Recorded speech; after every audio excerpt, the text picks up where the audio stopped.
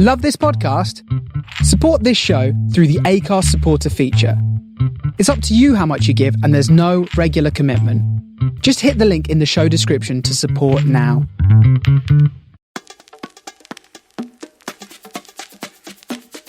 Hello and welcome to At the Controls with Jonathan Ledgard and Mark Gallagher, the podcast that takes inspiration from Formula One, the people, the cars, the technology, and the positive philosophy that underpins the sport. And there's every reason to be positive this episode because we're racing again. A crazy opening Grand Prix in Austria with 3 safety car appearances, all kinds of incidents. Just as well, there are back-to-back races at the Red Bull Ring. Don't know about you, Mark, but I thought Lewis Hamilton would be unstoppable in the new black liveried car for all sorts of reasons, but I got the wrong Mercedes. What do you make of Formula One's return to the track? Well, it was great to see Valtteri Bottas take the fight to teammate Lewis Hamilton and, frankly, beat him in that opening race. And I say that because, quite frankly, the only person likely to challenge Lewis Hamilton for the title this season is Valtteri Bottas. And if I'd said to you, I tell you what, Mark, Charles Leclerc is going to come second in the first. I don't know how that happened. I was watching the race and then all of a sudden things changed and then Charles Leclerc finished second for Ferrari. And I remember thinking, wow, the history books are going to show that Charles Leclerc finished second. And actually, we're all going to remember that they were hopeless there. Ferrari were hopeless, uncompetitive, not the second fastest car, not the third fastest car, maybe the 5th fastest car in Formula One, and actually in the middle of the midfield. Andreas Seidel from McLaren saying that really that McLaren, Ferrari, and Renault are all in a kind of similar group. And that's not where Ferrari expected to be, and it's not where we expected Ferrari to be at the commencement of this delayed 2020 season. Lewis Hamilton drops down because of that penalty near the end of the race, but Lando Norris, British driver, really making his mark for McLaren, puts in a storming final lap to take third place. McLaren's first podium for ages, his first podium in Formula One. What a result and what a shot in the arm for him, and what a statement of intent in a sense. So many people saying, well, I wonder whether he should have come into Formula One last year. Well, he's got the result that he really, so far, has shown that he's capable of. Yeah, it was actually an amazing performance from Lando in so many ways. And once again, we always talk about the race result. He did so much of the legwork in qualifying. He qualified very strongly. He then raced very strongly. And I love watching the video. I'm sure his listeners have seen the onboard camera video of his final lap of the race, where his race engineer is talking him through the lap, saying, you need to push here, you need to give yourself, maximum power mode. And he ends up finishing on the podium and essentially beating Lewis Hamilton. And it's what an amazing outcome for him, and the delight on the faces of the entire McLaren team. And I think all of us who follow Formula One very closely, we have lived every moment of McLaren's struggles in recent years, just as we also have lived the struggles of Williams, 2 of the great teams of Formula One, going through very difficult patches indeed. And to see that podium success for Lando Norris, brilliant for him, brilliant for the McLaren team, delight on the face of Zach Brown and all of the mechanics there. And it's just a wonderful result. And I also think a really important result for Lando Norris, because he needs a strong season this year with an incoming Daniel Ricciardo about to join him for next season. So he knows he's going to have pretty tough competition in the wake of Carlos Sainz moving on to Ferrari. So Lando Norris, big year for him, and he has started it in absolutely perfect shape. Go back to more Formula One later in the programme, because you mentioned Williams. We've got George Russell as one of our 2 guests on this episode of At the Controls. Great talent in Formula One with the Williams team, but also ripping it up in the virtual series of racing, which he only started during lockdown because he wanted something to do. I think just mentally it's kept me in the groove of racing. We still have the pressure of qualifying, going out there. We all did a huge amount of practice, but when you've only got 2 laps in qualifying to do the job, there's a lot of pressure. And also for the racing, you still got to sit on the grid, wait for the start lights to go out, racing other cars. There's a lot of similar traits between the 2, and it's something I really enjoyed, put a lot of effort in. And hopefully it showed a bit, about my character, how I go about things. Is obviously sometimes it is a bit difficult in our current predicament at the back of the grid. We're also talking to another young British driver, 28 years old, told he'd never walk, never mind drive, because he has cerebral palsy. But he's about to start a new season in the British Touring Car Championship, which begins at Donington Park in August. He is Nic Hamilton, younger brother of Lewis, and his story resonates with even more significance and relevance at the moment as the world moves to improve diversity and tackle racism. Mark, I think we can both see and understand why he's made his mark as a motivational speaker. He's an amazing guy. I'd never spoken to Nic Hamilton before, and he just came across as totally down to earth, authentic, credible, articulate, brilliant at explaining the challenges that he has faced. First of all, of being born 2 months prematurely, cerebral palsy, all of the impact on him of that condition. And frankly, he educated me about that condition. And those who have watched him racing in touring cars and Renault Clio Cup before and maybe been a little bit critical of his performances at times, they really need to listen to what Nic Hamilton's going to share with us, because I think he's a giant of motorsport for what he has achieved under the circumstances of being born with that condition. And then add to that the whole additional level of the racism that he has unquestionably faced, along with his brother Lewis, particularly in those formative years.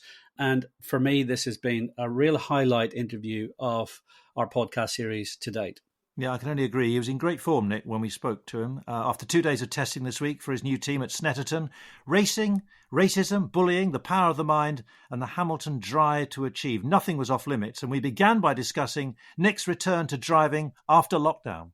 It's been a long wait. We did a lot of preparation for the season to start in April. Then obviously the situation with COVID put a stop to that, and we were out for 4 months or so. And I was in the car yesterday, which was great to be back and start moving things forward. We didn't necessarily have the best of days, but that's what testing's all about. So I'm looking forward to get into the first race, which is 1st of August. And it's a new team, it's a new car, everything's different. How do you go about building relationships, getting the car right, getting yourself in the right frame of mind to do your best, basically? Going into a new team is always difficult because you have to understand how that team operates, how they work, what makes them tick. So far, so good. Team Hard of a fantastic bunch of people. They have the capacity and the potential to be a front-running team. When I got into or turned up at their factory, it was the biggest factory I've seen in touring cars, and just showed the determination that they have. And so building a relationship with them isn't necessarily difficult. I think the hardest part is understanding the car, building rapport with the car as such, and getting it to suit my driving style. We know that our car is not necessarily one of the best cars out there at the moment, with it being quite old, but we still need to keep developing. It's a team effort, a team game, and the more we develop the car throughout this year, we'll be stronger next year, and hopefully moving forward. So it's a long game, it's a long journey, and for me, it's a perfect place to develop my craft and keep developing as a driver.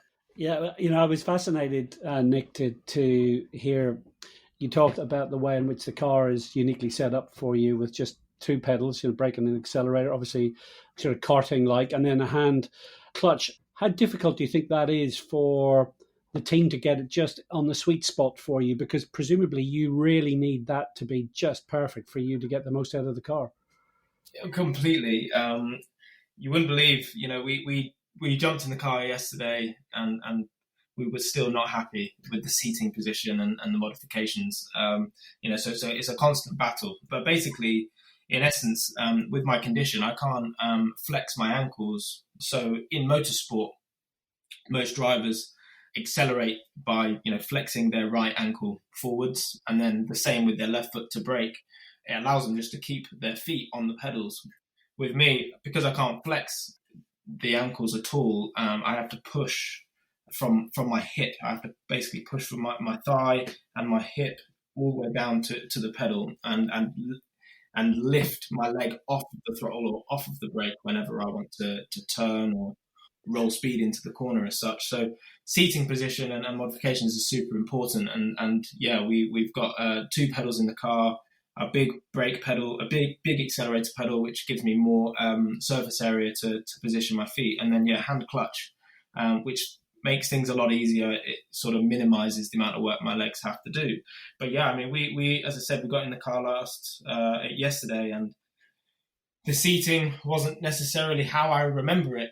We have this seat mold that goes into the carcass of the seat, and when we tested in March, the seat mold wasn't actually covered. It was just raw material.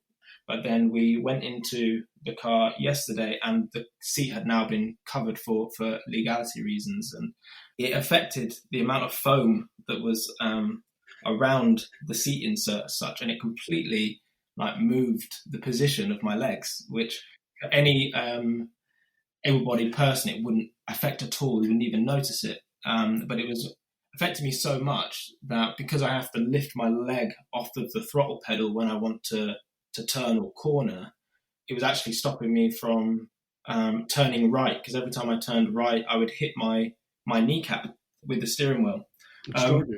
So we really struggled to try and figure out, because it's not like a road car where you can jump in and the seat is on runners and the steering column is basically a push and pull sort of mechanism where you can really fine tune where you want to sit.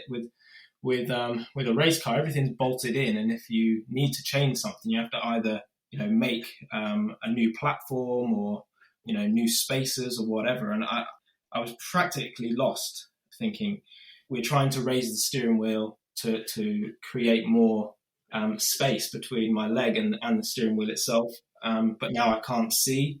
We're trying to move the seat forwards to allow my legs to dip and create more space that way, but then it made me feel uncomfortable. So we still haven't actually got to the bottom of it, and the only way I'm going to overcome it is by doing a new seat insert next week. And I think yesterday was a prime example of the first time I felt like I was at a disadvantage with my condition, which is the first time I've sort of felt that in a car.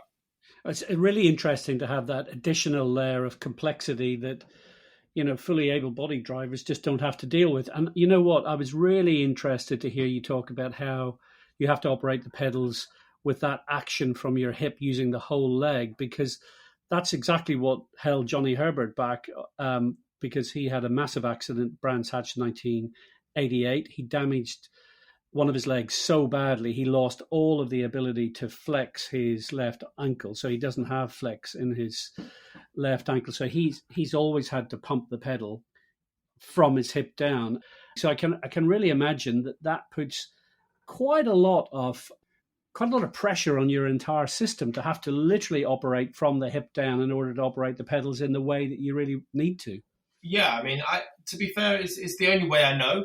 I drive my road car just like I drive my race car. I left foot brake in my road car, so it's all I know. But yeah, I mean, if I'm 1 millimeter out of place, it affects the whole feeling. And if you're not feeling right in the car, you might as well stay at home, because it's all about the seat of the pants feeling, really getting to grips with every bit of movement that the car can give, or any bit of feedback that it gives. So yeah, it is a big challenge, but it has happened before in my career where it's not quite right. So I know that by race 1 I'll be okay and 100% comfortable. The team have done a fantastic job, and the hardest thing is I know that joining a team is never easy for them, because they have to do so much in terms of modifying the car. So I was very apologetic, being like, what, you've done a great job, but I need to almost start my seat again. But as I said, it's the nature of the beast, and the team just want to make sure that everything's right. Nick, did you have a go in karting? Was karting something that you did? So I always wanted to race karts. Always. My dad always said to me, Nick, I'll put you in a go-kart when you can run away from a go-kart. Oh. Because, at the time I was, I couldn't walk when I was younger. And so he knew that I needed to strengthen up my legs or whatever to be able to do it. But, Yeah, I mean, I don't know if you heard the story before, but I actually got the opportunity when I was 7, and my dad rented or borrowed a cadet kart from one of his friends. I got all Lewis's karting gear and equipment, and Lewis was actually sponsored by McLaren at the time, and he had his own Nic Hamilton personalised sprinter van, which we used to go racing with all the time. But this time we were actually going for me, so I basically had all the kit, all the gear, no idea sort of thing. And he decided to take me to a car park and said, "Right, take you to a car park. There's going to be nothing there, so you can't really hit anything." And so my dad is a all or nothing kind of character, and he basically said to me, "Look, Nick, right foot's go, left foot's brake." And in this car park, it was absolutely massive. When you're 7 years old and you're, really low down, you're not very tall, everything is magnified. And so there was this little ramp that went down into the car park where he thought it would be good to do like a brake test. So he put me in the car, he rolled me down this ramp without the engine on. And he told me to brake, and I just about braked, but I almost just slowed down because the hill or the ramp, finished. And he was like, "Oh, well, that's good enough." And so he started the engine and said, "You know what, Nick, go in one direction, turn around, come back, and almost do like a figure of 8 and just try and get to learn things." And I felt good. I couldn't believe it. I'm actually driving a go-kart, which is always what I wanted to do. And then, one time I just didn't come back, and I ended up hitting this curb and disappearing down a 6-foot drop. So if you're standing behind me as I disappear off this drop, it almost looks like I've disappeared off the face of the earth. So my parents come running, and my mum's hair's all over the place, and I'm actually sitting in this drop. It's 6 inches of water with both my hands on the steering wheel, the engine, still running, and I'm, looking up at my dad and thinking, what the hell happened there? Their hearts are in their mouths, and it was basically because my left leg wasn't strong enough to hit the brake pedal, because the brake pedal of a go-kart or in any car is a lot stiffer than the accelerator, and so I wasn't able to brake.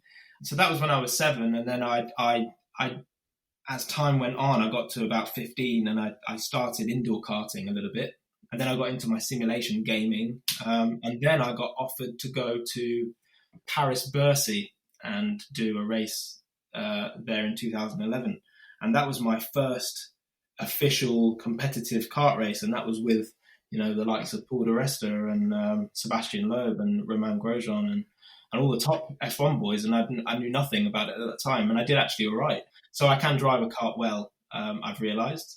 But yeah, I haven't really had the foundation and the nurturing of karting, which my brother had, and which most racing drivers have. What about training yourself to improve the strength, to hit the brakes and so on? How much gym work do you have to do? Because that is, absolutely central to the condition that you were born with. Yeah, completely. I mean, my condition is I was born too much premature, and it's brain damage, but it's to a point where my skeleton would grow faster than my muscles. So in my growth spurt, so my legs were always tight. I could never loosen them. It didn't matter how much physiotherapy I did, it would loosen them a little bit, but then the next day, they would go pretty much back to square one, but maybe a tiny bit looser.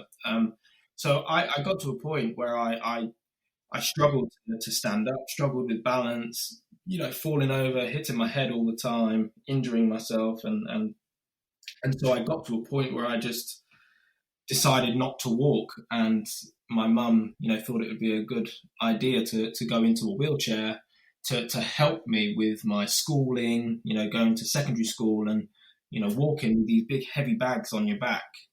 And so I just stopped walking, and I didn't realize at the time how detrimental that would be, to where I basically lost all strength in my legs. So it wasn't until I got the opportunity to race a car that completely transformed my mentality, my mindset to first be able to race and push the brake pedal effectively, but also be competitive against able-bodied people, because basically, I'm a Paralympian in the Olympics almost. And all I wanted to do was race my car and race it well. And to do that means that I need to be fitter and stronger than most able-bodied people. When I started initially training for racing, I went onto the leg press and I couldn't push 10 kilos with both of my legs, and I didn't really understand why. And it's just because I had no muscle at all. And I knew that by the time I would get to my first race, which was only, a month or 2 months away, I need to be pushing at least 60 kilos of pressure on my left leg. And yeah, luckily, after just continuing to push and push and push, I can now push 130 kilos with my left leg.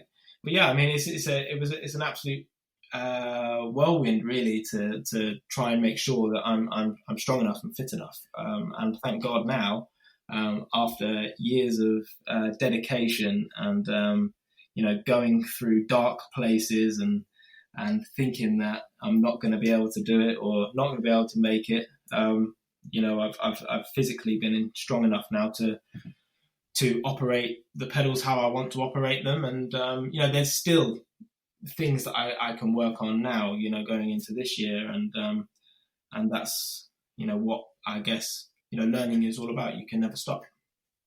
What about developing consciously this mental strength? Because I know you said much of racing, 90% of racing in your view is mental. And you've talked already about the issues you've got trying to get the car right, the braking right, the fact that the knee and the steering wheel are in the way and so on.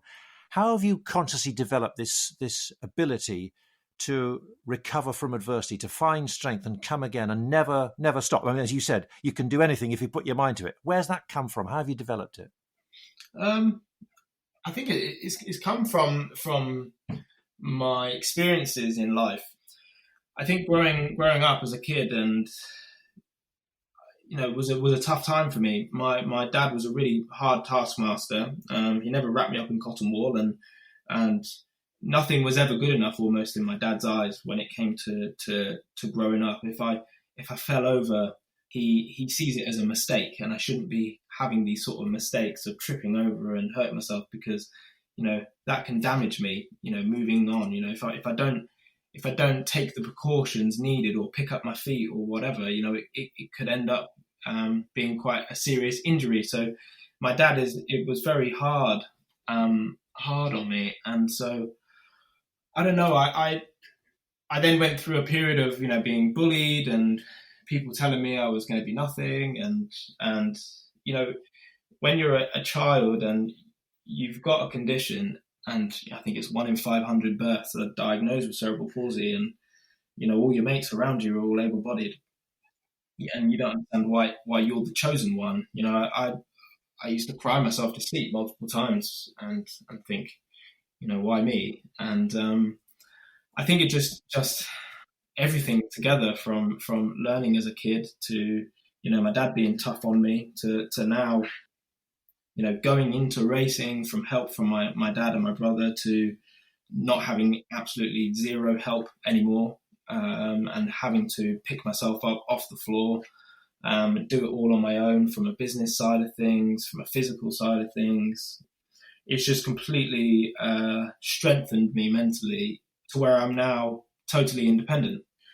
I sit here today, talking to you in my 2-bedroom apartment that I pay for myself, that I am able to, do the usual things of carrying a knife around in the kitchen or whatever, and not ever worrying of falling over on it or stabbing myself or anything, which is a thing that able-bodied people don't realise can be quite difficult for a person with a disability. And figuring out different ways to overcome simple tasks. It's just been the nature of my life. So I've just got stronger and stronger, but also I welcome the dark moments, the tough moments, the hard moments, because it's those hard moments that allow you to learn and realize that once you come through those tough and dark moments, that you can pretty much, do anything.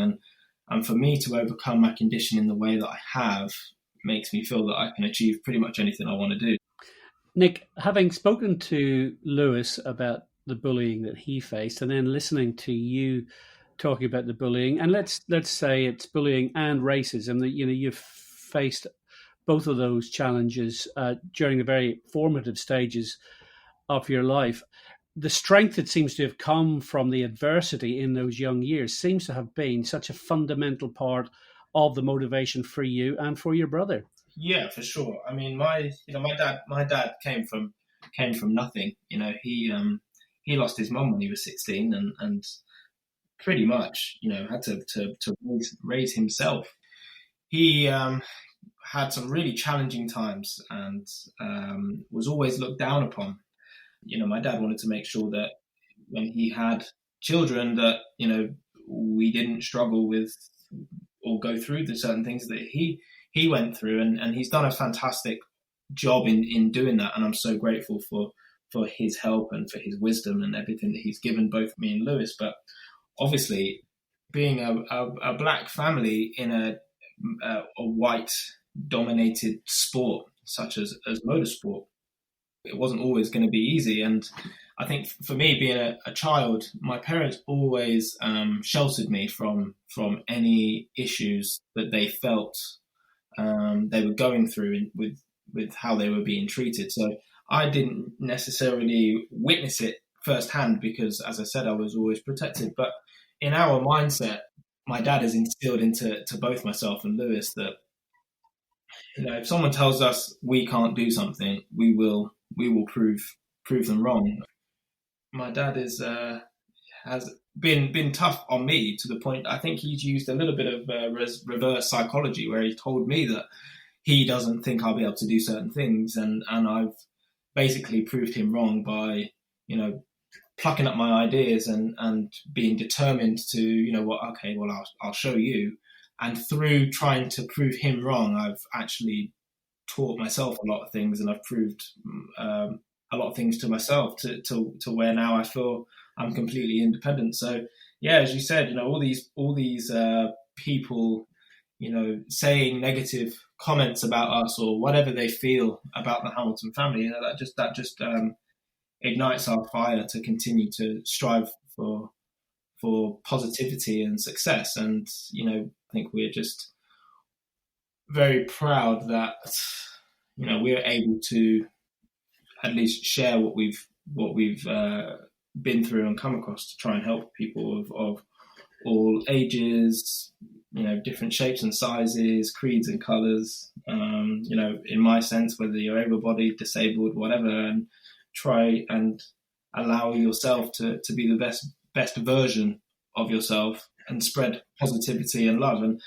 I'm super proud of Lewis and what he's continued to achieve. That the guy is incredible. From being a child and deciding to go karting with him at Rye House, and we're all sitting there, in a Vauxhall Cavalier, and everyone just staring at us, almost like, who is this black family that's just turned up and what are they doing, to now being a 6-time Formula 1 world champion and going on to try and get his 7th, but at the same time to have transcended his sport and to be almost a figurehead of Formula 1 and now trying to get people to understand, black culture and racism within it and all these different things. I can't believe how much he's done. And so, just from a brotherly point of view, I'm so proud. I just love the way you put it, Mark, about negative comments only ignite our fire to strive for positivity and success. And it runs through the family, Anthony, Lewis, and Nic as well.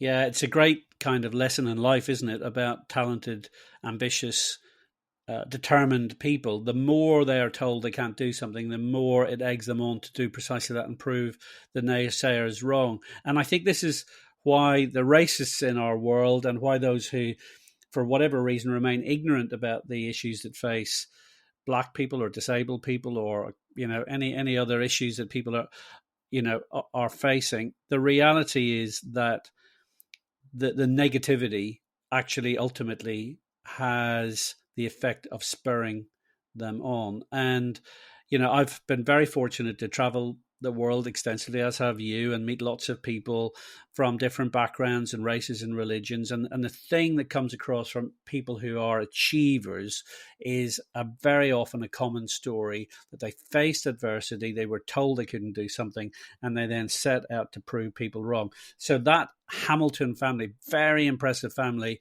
clearly Father Anthony has played a huge role in cultivating the competitive mindset of his sons, and the result is Lewis, 6 times world champion, and Nic Hamilton, really a giant in terms of proving what you can do. It was back in February that I was very fortunate to spend an hour in Lewis's company in front of several hundred business people in Asia, and it was a truly multiracial, multicultural audience, a fantastic event. Lewis was extremely articulate. We covered a wide range of topics during the course of that 1 hour together on stage. And that did include him talking about the importance for him of improving diversity in Formula One, and also making a comment about the likelihood of there being another Lewis Hamilton and how long that might take. Right now, I think really I'm trying to push and work toward, pushing the sport for diversity, because there isn't a lot of diversity within the sport. It's a multicultural sport in the sense of nationalities. Yeah. But in an organization of nearly 2,000 people, there is not a lot of color. Yeah. Not a lot of minorities. So I'm pushing and trying to kind of get the sport to go in that direction. But it's very, very unlikely at this current point that you're going to see another me come through in the next 10, 20 years. Yeah. And how do we change that? And ultimately, unlike the Formula 1 team took me on, people are like, why don't you start a small academy for kids? It's so expensive. It took probably 5-6 million for me to get to Formula 1, which we didn't have. Yeah. So that was all through sponsorship.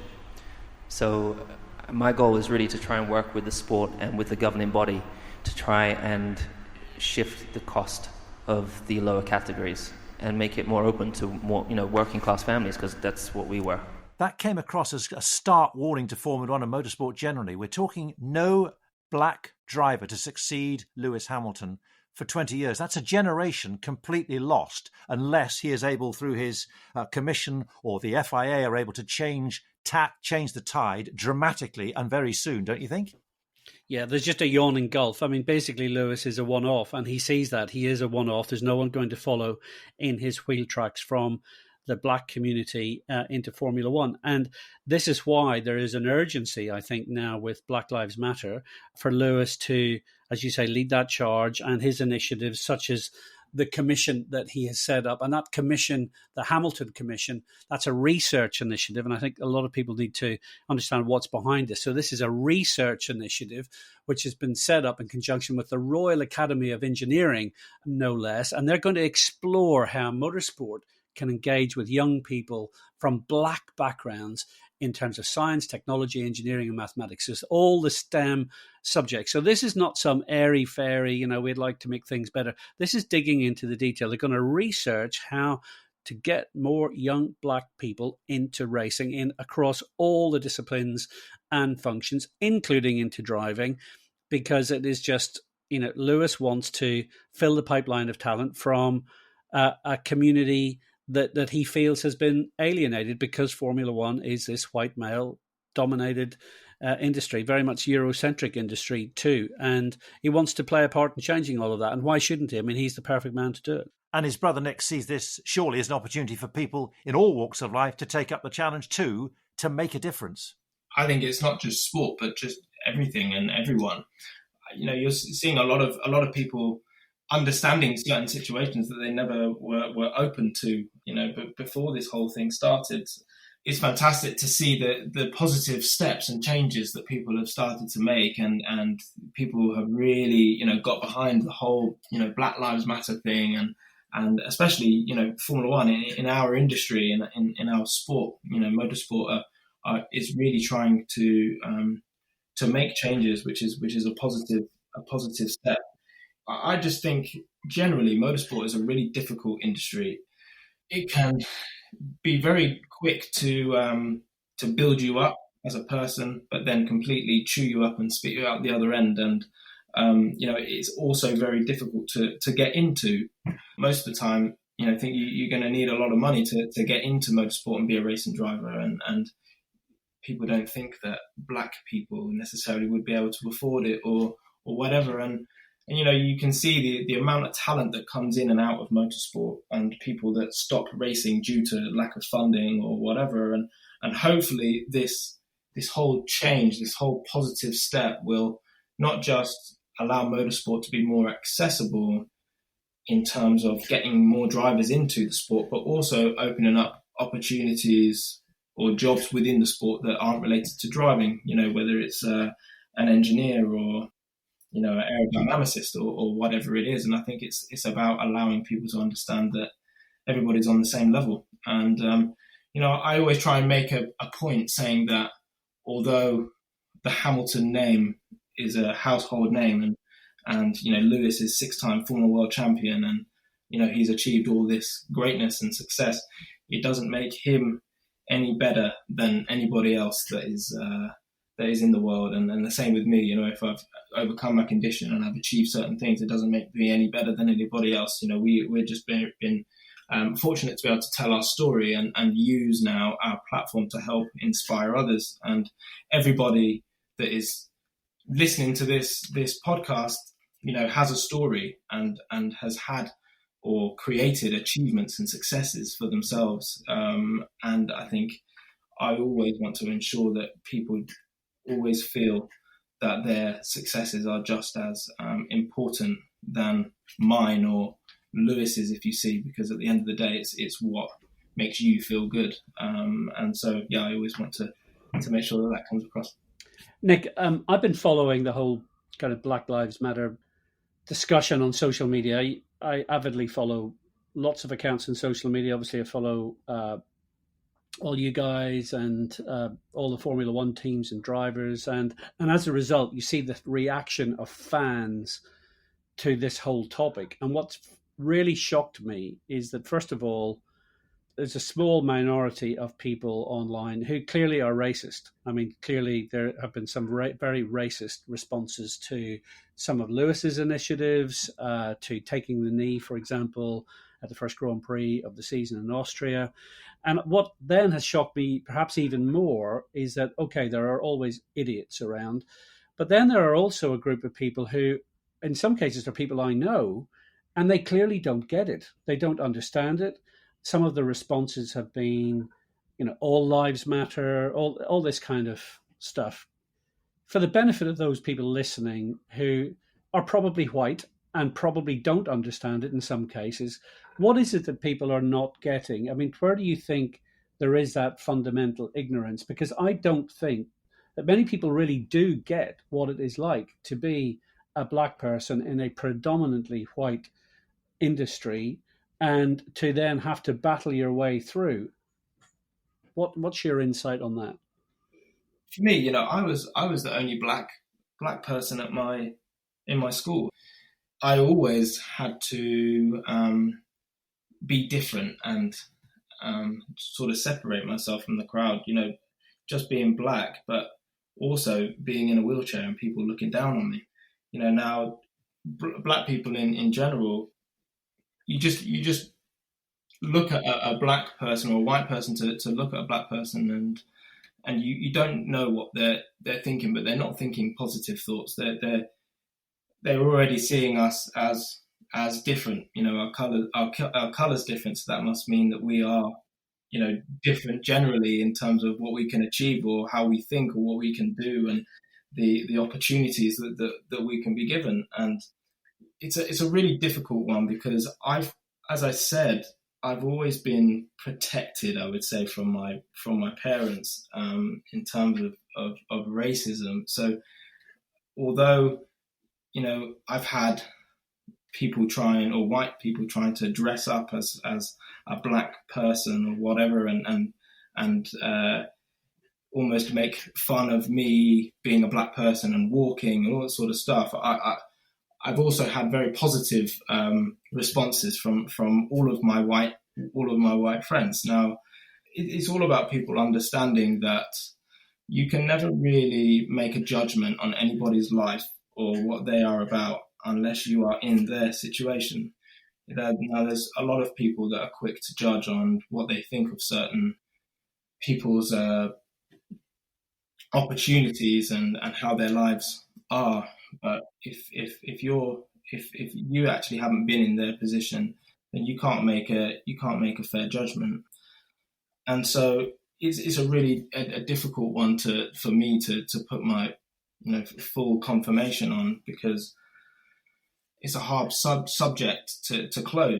Now, the only positive thing is that hopefully through more people understanding the situation of Black Lives Matter and getting all these people to be a part of it and behind it will hopefully teach the people that don't understand it or don't understand the differences or what it's like. Hopefully it would teach them more, get them to read up on history from day one and understand and see that, pretty much, from slavery and all down to the way that, George Floyd now has been treated, and also, Black people in the past have been treated.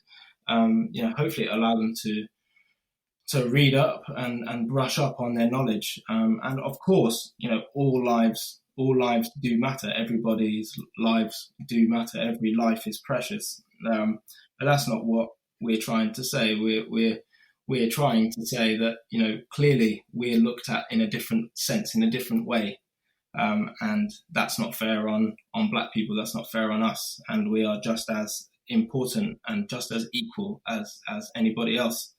For me, I don't feel any different to any of my peers or anyone that I'm around. And, having my condition as well, that separates me even more. So being a Black person isn't easy, but being a Black disabled person is even worse sometimes. But hopefully through this period of time, we can keep moving forward and keep learning. And I think so far it's been very, very positive. Do you think there are grounds for saying there should be a Black, Asian or minority ethnic member in every team in motorsport, in Formula One, in the BTCC? Do you think that's a realistic goal? So that people can see that there's a pathway forward, and this is how you do it, and this is what you could achieve. None of us want change just because of charity, just because they feel bad. I don't want a race team that has 15 white team members to go, we need to make sure that we have some inclusivity here. It's all about just keeping people or giving people the freedom of choice. For a Black person or an Asian person or whatever to understand that if they have a dream to go into an industry that seems to be white dominated, that there is opportunity for them to get involved and be a part of it. Just seeing one Black person isn't enough, but hopefully through time, the doors will open to where you'll see all sorts of different colours and creeds and races, not just motorsport, but anything from a CEO all the way down to a guy in the mailroom. It's all about just keeping the same mindset open and allowing people to have that freedom of choice and understand that they are accepted regardless of what they want to do. Because the Hamilton family have undoubtedly broken the mould, but it's how the landscape changes from now, I think, isn't it, really? That you don't remain the exception to the rule. The rule has to change. And I don't know whether you've seen some very powerful words recently by the West Indian cricketer, Michael Holding, talking on Sky about, as you underlining exactly what you just said, education. It's about opportunities. It's about respect. And it's about the same treatment to all races, cultures and creeds. Completely. Every person is exactly the same as the other person. There is no difference in any way. We all breathe the same. We all talk the same. Well, I mean, what's going to happen when when Lewis is no longer in at the top of Formula One, you don't see, you're not going to see another black person come through for a while. From my understanding, to get to the top of the sport for any athlete, for any driver, is very, very difficult. So seeing your next black Formula One driver is going to be tough, but you don't just have to be a racing driver to be involved in the sport. And I think being able to open opportunities and get more people involved of colour into sport in different avenues is a benefit for everybody. So I would love to see that happen all the way through motorsport, from BTCC all the way to Formula One. And even now at Team Hard, I am the only black member of my team, and I'm the driver. Would you take the knee? Would you tell others to take the knee, for example, for the first race meeting in Donington? Is that important? Is that an important gesture? Or is it now so much more than gestures and statements and T-shirts or campaigns or whatever? There needs to be a root and branch change, as you might say. But the knee is, I suppose, taking the knee is an outward gesture and a symbol which gets the message across, and is one way of doing that as part of the process. No, for me, I'm all about getting people. I don't want to force people to do anything. They have the freedom of choice, and it is totally up to you on how you want to be perceived and what you want to do. And I don't want people to just have a T-shirt or take the knee that says, Black Lives Matter or whatever, and not actually understand it or believe in it. If you can't believe it and you're just doing it because at the moment you might think it benefits you or will make you look good, then I would rather you not do it. I think everybody needs to follow their own beliefs, follow their own paths. And as you can see, Lewis took a knee at Austria, and there was drivers that didn't. It all depends on how they feel, and so I'm not going to try and force anybody to do something they don't necessarily feel, And the thing about it was the Blackout Tuesday, a couple of weeks ago, everybody just posting something on Instagram, and that blackout post, people didn't just do it because they really felt it. There's some people that did, or majority of people did, but there's other people that they just post it just because that's the thing at the moment.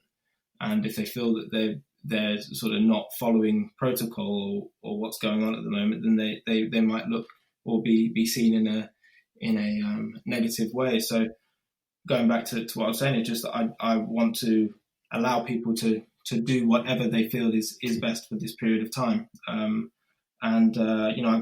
got that from my brother, and my brother is a figurehead to just go with what he believes and not necessarily put people under pressure to make changes that they don't want to make, but educate them and hopefully get them over to an understanding to where they can see the situation for what it is and what's going on, and if they can help and be a part of it, then we'll welcome that. Fine words there from Nic Hamilton, and I hope people listening will agree with us that what he has to say really packs a punch, and it comes from the heart, is genuine, thoughtful, heartfelt, and in no way trying to take a stick to people to say, you've got to think this, you've got to think that. There's an element of education and learning and self-development. But I suppose in order to put meat on any bones like that, how would you, Mark, as a former team principal, you've worked to secure commercial deals and so on, Formula One, motorsport, you've done it for 30, 40 years. How would you go about achieving the aims of achieving greater diversity in motorsport? Because it is not just a quick fix where you, as Nick says, he doesn't want someone just to come in, oh, you're black, so therefore we want you. This has got to be done in a systematic, constructive, positive way. Yeah, you've got to step up and take initiatives, and we're already seeing initiatives. McLaren and Williams and other teams, and of course, Mercedes in reliverying their entire team to reflect Lewis Hamilton's campaign around racial equality and Black Lives Matter. So every leader in the sport, be that in teams, be that in governing body, be that in the commercial rights holder, has to step up and make changes happen, because those changes will then combine to make the big step that needs to be made. And for me, what you do need to do is you need to say, the way we've done it in the past hasn't worked, so we need to completely change the way we do it in the future. And there are lots of parallels here, because when we look, for example, at the background to the Black Lives Matter movement, you find that so many of the people involved in the creation of the Black Lives Matter movement were involved in women's rights and LGBT rights, essentially saying all human beings, whatever their background, whoever they sleep with, whatever they do, whatever they want to do, we are all equal. The reality is that needs to be driven home as strongly as possible. Now, motor racing, like many other sports, has had a long history and a cultural development, which unfortunately has excluded women. It has unfortunately excluded Black people. Those issues are only now being put to right. And we are in 2020. We think we've been civilized for a very long time.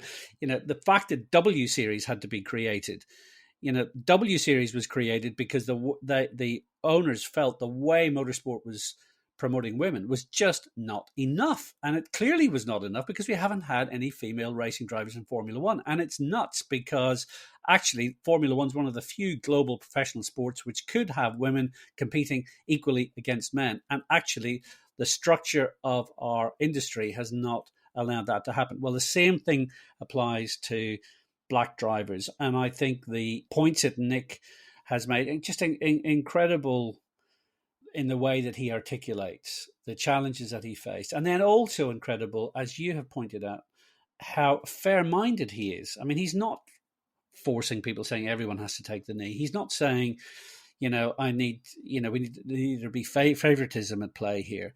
What he's simply saying is, just please let everyone be treated equally. And, we will then crack on and deliver our performances on merit. And, it's an incredibly even-handed way that he has explained that, and I think it's extremely impressive. And I wonder how motorsport will go forward. I mean, we've got the FIA, the governing body, saying #WeRaceAsOne and so on, how they will pursue it. Because if it's not just motorsport which needs to look at itself, it's across the board in sport. I mean, football, which is a religion all around the world, particularly, say, in the UK, where if you look at football boardrooms, the key powerhouses for various football clubs, look at the range of diversity there. Look at the range of diversity in terms of the managers' dugouts. There is a lot of work to be done, a lot of education to be done in order to make any movement and so many people, so many Black cricketers, footballers, rugby players have spoken movingly about how the white community needs to listen. And as you say, look for equality of respect and treatment. And in that way, we get to a much fairer and hopefully more thoughtful world. You have worked across lots of different sports, and you mentioned football. You've witnessed and heard firsthand what happens, for example, at football matches. Now, admittedly, we don't get the same level in motor racing in terms of fan behaviour, but it is a huge problem, isn't it, Jonathan? And therefore, Formula One has an important role to play in helping society to move to a better place. It does, because it spans the globe and it reaches out to so many people. It is one of the most popular sports through its television hold and coverage around the world. It's growing social media presence as well, and we're coming more onto that in a moment when we talk to George Russell. But in terms of the comparison, say, with football, which is another area I've worked in, I remember being shocked to the core when I was following England against Spain in the Bernabeu, Real Madrid Stadium. And you suddenly thought, there's some noises going on here. What's that? And they were sort of monkey noises directed at various England Black footballers. And it was extraordinary to hear. And no one seemed to object. And you go into Eastern Europe regularly and you encounter the same sort of issues. It didn't happen as much as I think a lot of people thought it might do in the World Cup in Russia in 2018. But there is still an enormous amount to be done. And for all the fines which UEFA and other governing bodies hand out, there is still a lot of work to be done. And it's, as Nic Hamilton said, it's not just sport, it's life as well. And so therefore, this is a challenge to everyone. And in terms of education and a time for learning, let's move on then to the Williams Formula One driver, George Russell, who's proving his skill at both, because no competitive driving on the track because of the coronavirus. So he went racing virtually. and just went and won the series, beating other Formula One drivers, celebrities, sports stars, host of musicians also took part. But he's also, he admitted to me, developed a greater understanding of the forces of change required in Formula One and motorsport. It's incredibly important. I think Formula One is not a very diverse sport. It's a very male and very white-dominated sport, and that's something that needs to change. It needs to become more diverse. We need to find, the talents within drivers, within engineers, designers from all cultures, from all backgrounds. And I think this initiative is great, and hopefully in the years to come, we'll still see some real good change. How much can drivers like you, and Lewis Hamilton for that matter, be a force for change? For example, take a knee on the grid, another show of strength or solidarity. Yeah, absolutely. I think, we have a duty to show our support, to raise awareness. I think, I probably personally didn't quite appreciate the power even somebody like myself has in that sense.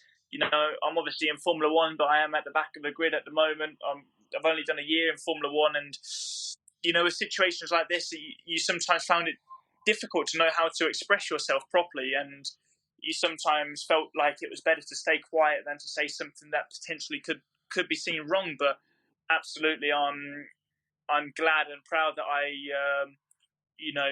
stood up for these issues, and hopefully made my supporters and my followers understand and appreciate this issue and hope for change in the world. Just thinking about the virtual racing again, much has been made of the computer gaming generation of Formula One drivers from karting to Simonson. I was surprised you didn't do much gaming before. From the age of 17, I did a huge amount of real simulator driving for Mercedes. I was their young driver, their test driver, their reserve driver, and I did a huge amount of hours and days in their simulator, developing their car, preparing for their races. And I just felt like I don't really want to go home now after spending 10 hours in the sim to drive my own simulator that isn't anywhere near as good as the Mercedes one. So that was the reasoning why I didn't get into it at the time. But I soon learned, actually, it's incredibly fun. It brings you and your mates together. And I had such a laugh. And it was, something I will continue. Probably we won't do it on a real competitive, professional level, let's say, but just more for fun and have some banter between us. I can't believe you'd Formula One drivers or any drivers are anything but 100% competitive. But anyway, how similar was it to the real thing? I mean, did anything surprise you as well? It is different. Formula One, in reality, it's about driving as fast as you can through the corners. You're feeling the G-force through your body, feeling the car moving, feeling the tyres. When you're sat in your living room behind a steering wheel and pedals and a TV screen, it's obviously not the same, but you've still got to brake as late as you can, go as quick as you can through the corners. And that is very similar. And, the biggest thing I learned, I started off this virtual racing and I was miles off the pace. So I was 2 seconds off the pro drivers. I spent a week training with the pros and I was still over a second and a half off. And I was like, what is going on? I just can't do this. It's not real. I just can't get the hang of it. But suddenly it clicked and I found loads of lap time and I became, pretty decent at it by the end, and I was on the same level as the professionals. And it just taught me that, in life with anything, sometimes you just got to persevere. No matter how tough or difficult it may be, you just got to keep trying, keep practicing. And one day you might just wake up and it clicks and you become pretty good at it. And that's probably the biggest life lesson I learned from that whole experience. Can anything really replace the adrenaline rush of real racing for a driver like you? I don't think so. I think maybe if you're a fighter pilot and you're in control in middle of battle, maybe that is some adrenaline. But, that thrill of driving absolutely flat out around the best circuits in the world, car on the limit, body on the limit, mind on the limit, it's just exhilarating. And I don't think anything from my side gets close to that. Such a good talker, don't you think, George Russell? And such a bright future. Could well be Lewis Hamilton's teammate if he plays his cards right for 2021, don't you think? We're very lucky in the UK to have someone of George's capability and articulation and Lando Norris, who we talked about earlier on. You know, we've got two great talents there and two lovely guys, and clearly extremely good at what they do. So the future is very bright for British motorsport, thanks to these young guys coming along. But I think George really came across, didn't it, Jonathan, how much he really enjoyed participating in esports, whilst at the same time recognising it's not the real thing. Interesting that, because so many people seem to think that Formula One drivers can just move effortlessly from one to the other, and they love it just as much. Almost all the competitors I've ever come across who can do the real thing in whatever sport it might be, there is no substitute for actually doing the real thing as opposed to just playing on it. And it was fascinating to see the figures as well, with a record-breaking 30 million views across TV and digital platforms during the lockdown for the virtual Grand Prix series. There is an appetite there, and I'm sure, as George and I were just talking there, that one feeds into the other. Yeah, there's no question about it. I think esports it's been growing and developing, and you know, everyone's been talking about the wonderful trajectory that esports is on as part of the global sports industry. And then COVID-19 has happened, and for Formula One and for motor racing, esports has suddenly taken a huge leap forward. And I mean, I'm 58 and I have not competed in esports, but I have, you know, played the online, F1 game just for a bit of fun with my son. And I can really appreciate the effort that goes into doing it as well as these guys can. And it's what's been terrific for Formula One is that with there being no real racing, the virtual racing has enabled drivers and teams and sponsors and Formula One itself to actually do something really quite new and to do it better than they've ever done it before. And I think it will leave a permanent legacy, a very positive legacy for the sport in the post-COVID era, because while the real racing has now returned, the virtual racing is very much now running in parallel to it, and that's only good news. And of course, they've got all sorts of different people doing it as well, footballers and musicians, which made a massive difference and reached out to a completely different audience. But here's a suggestion for you. What about Sebastian Vettel joining the F1 esports series if he can't get a drive in 2021? Fernando Alonso comes back and Seb Vettel goes to esports. Can't see it, just a thought. I can't see it, honestly, Jonathan. He doesn't even have a social media account. So no, I know. I realise that. You know, yeah. how's he going to go and race online? I mean, poor old Seb Vettel. I mean, he's...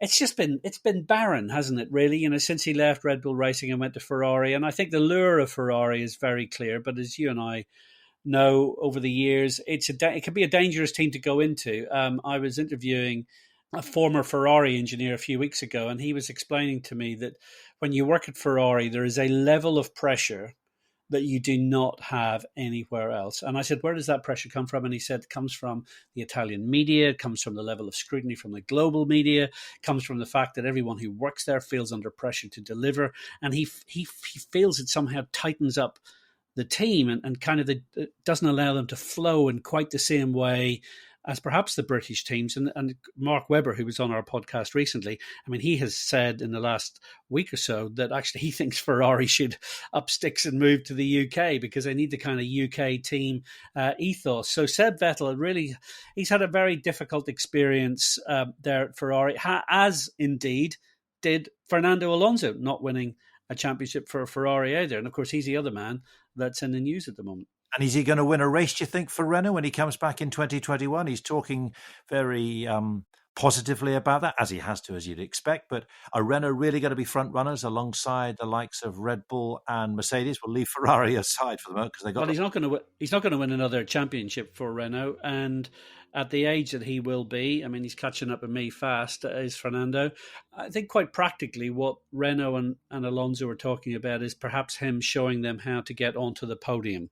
So maybe, you know, a couple of third place finishes, that doesn't seem like a high and mighty target to be setting out to achieve. But, you know, quite frankly, for Renault, a team that seems to be permanently in transition towards good times, they need to now reach those good times. And I think they see that Fernando Alonso can perhaps help them to get there. Now, whether he can help them to get there at the stage in his life that he is now at, you know, that remains to be seen. And as we saw with Michael Schumacher, albeit after a big sabbatical away from racing and away from Formula One, you know, once you're hitting your 40s, things do begin to change. And so there's a question mark over that. But great to see Fernando Alonso coming back into Formula One. He's such a big name. And I personally really hope that Sebastian Vettel finds a way to either stay in Formula One or perhaps after a year out to also return to the sport. And as you say, Jonathan, maybe he'll have to take up esports to keep himself handy in the meantime. I'm going to finish, Mark, with some words which might well work as a mantra for Sebastian Vettel and also Fernando Alonso. They don't come from me or from you or from George Russell, but they come from Nic Hamilton. You can do anything if you put your mind to it. And on that subject, like or subscribe, rate and review at The Controls, and we'll talk to you again in August.